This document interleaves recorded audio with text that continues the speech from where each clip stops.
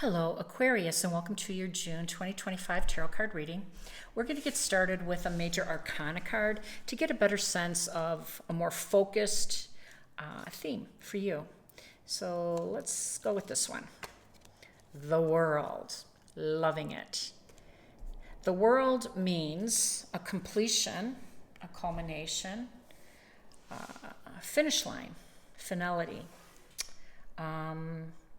And it typically represents a successful journey. It can be a travel card for those of you who are getting ready to travel or to move. It's broadening your horizons. It's expanding your world. And I love it because Jupiter is a very significant planet for us all this month, and also for you. So let's see what other messages we can glean from our oracle. See what the environment holds. Eagle, communion. Okay, very spiritual. I like that a lot for you. So the Eagle card represents, and communion represents finding that sacred space to give thanks, to be grateful, to acknowledge, what went wrong, to be truthful, right? That's a communion is. It's confessing sins in the true sense of the word. And there's no confession, and there's no sins here. But what it is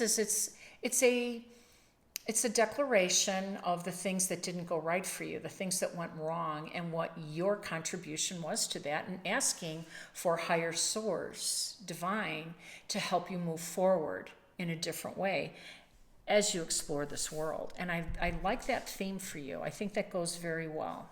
So let's see what else we can find out from this prepared tarot.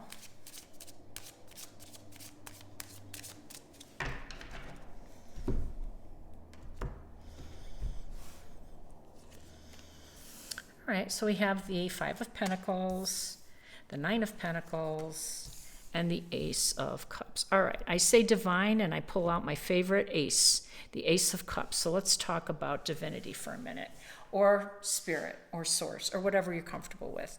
This is truly a gift, serendipity. Obviously, the illustration shows the hand of God coming out with a communion chalice, with the host in the Dove of Peace mouth. I love this illustration. You can see that the host is in the beak of the Dove of Peace, hovering over the chalice, the communion. So, wow, talk about synchronicity. This is a highly spiritual month for you, Aquarius. This is, get in touch with that, trust it.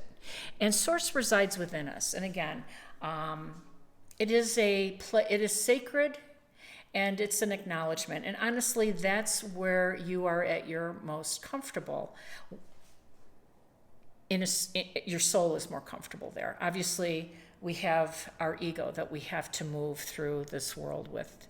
Our ego and our soul are combined so that we can have this life experience for the evolution of our soul, our mind, our body, our whole experience, right? So these cards are suggesting that you pay a little bit more reverence to the soul's journey at this point, because you've done well. You've reached a pinnacle of success in career and relationships. Some of you have fallen on some hard times, and some of you have been a little ill lately. But this is all very temporary. This is a temporary situation or a temporary setback. It can indicate, a loss of finances, a loss of some health, a loss of something where you're not operating on a whole level. But if everything is not in place, meaning if our ego and our soul are not on equal balance, we're not going to be on a whole level. We can't. So what's going to help you is if you tap into the spiritual nature of yourself, of divine, and that will help bring you to a much more fertile and vibrant and healthy, abundant environment. Look at that. Nine of Pentacles is one of my favorite cards too, because there's a spiritual message, right? It says that the past adversities can't touch you now because you've reached this place of independence, you know, freedom, liberation. And that doesn't mean that you're traveling alone. You have a family, you have friends, you have this world, right, that you're a part of. What it means is your efforts and your inner work and your manifestation and your deepest desires and dreams, really. You have done a great job of manifesting a life that you can be proud of and one that you can relax in safety and security and luxury and not be bothered by the adversities of the past, which is represented by the Five of Pentacles when you weren't at a whole level. But now you are. Now you are, and you're getting offered this brand new start because a World card in tarot represents the ending of a specific journey, right? It's the ending of the Fool's journey. And now you're ready to begin again. And you're going to be getting in a much higher position in a Nine of Pentacles. This is the Pre-Empress card. This is an abundant card. This is a powerful card. It's a fertile card. Creative. All of that. All right, let's get some additional cards here for you.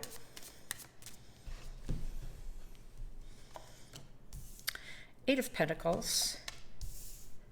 King of Cups. And the Moon. Okay. So, the Moon card represents Cancer. The Moon is Cancer's ruler. And we know we have a full moon on the 11th. And it's going to be lighting up your house of friends and social network and community. And you're going to have a chance to celebrate an ending, because full moons represent an ending. Ending in the world, ending here. Remember, you're getting ready to embark on a new journey. One that does not resemble anything from the past. Because you're in communion and you're receiving all of these wonderful spiritual gifts so that you operate on a higher, more aligned level to your spiritual journey. I love it. Now the Eight of Pentacles shows you hard at work, which you're known for. You're smart and innovative. Your ruler is Uranus, planet of innovation. And you're starting something new. And it's a skillful trade, and it's one that's going to increase your finances. So this is all very good news. Now, I love that the King of Cups is in the middle. This is the heart of your reading, and this is the column at the heart of your reading. We got 3 more cards. But the King of Cups is absolutely at the heart of your reading, and the message for you is stay calm and carry on.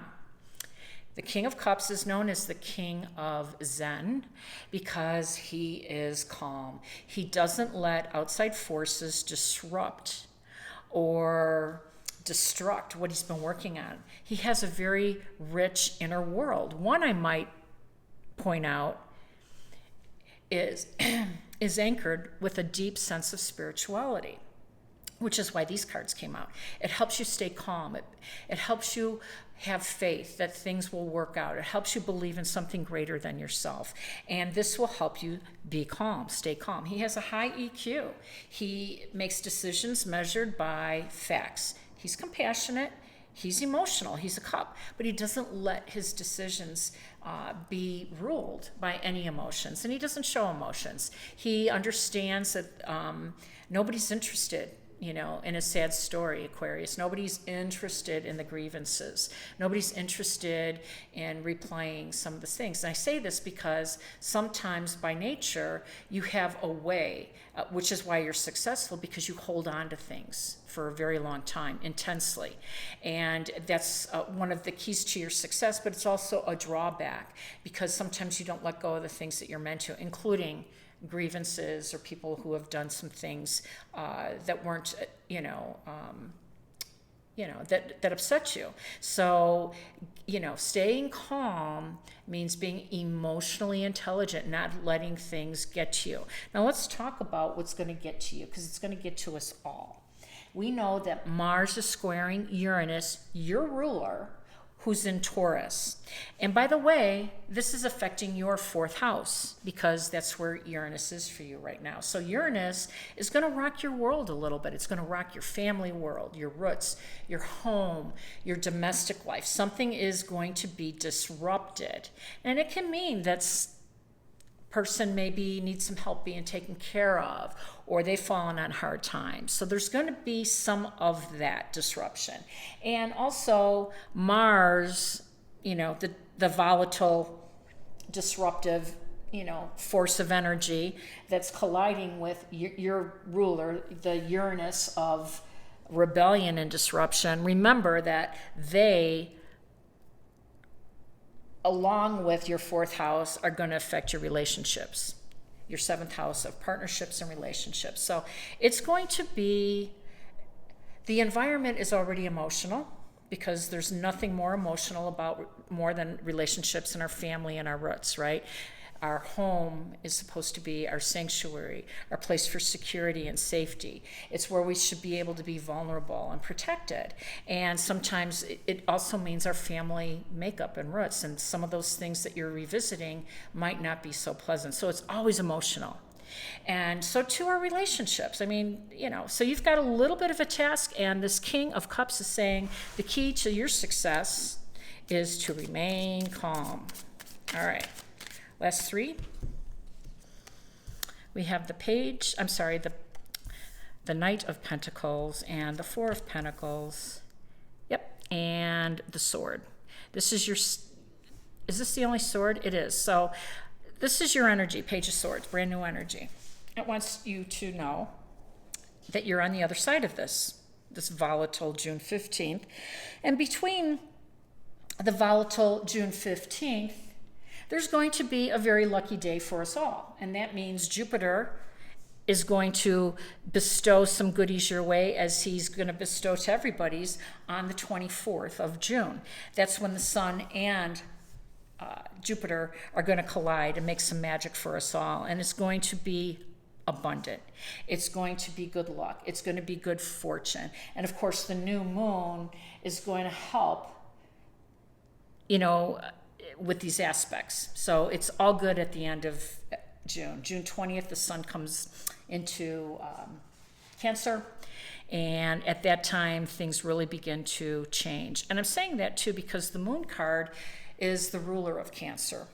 And so when it's Cancer season on the 20th, that's when things really start to turn. The tides turn, and some of this good fortune starts to flow your way and flow everybody's way. And you're going to be in a good position because you're going to withstand some of these, you know, tenser moments in your 4th house of home and family, and some relationships that are going to be contested on the 15th with this Uranus and Mars, you know, power struggle. And you're going to come out on it, the other end of this, in a really good position. You're going to be on a firm foundation financially. You've got more money coming in with the Knight of Pentacles, and you are ready to move on to your next journey with the Page, a brand new beginning, holding a sword, which is you, which is an air sign. I love this for you. If it resonates, Aquarius, please like, share, and subscribe. Wishing you all balance, peace, and harmony. Take care now.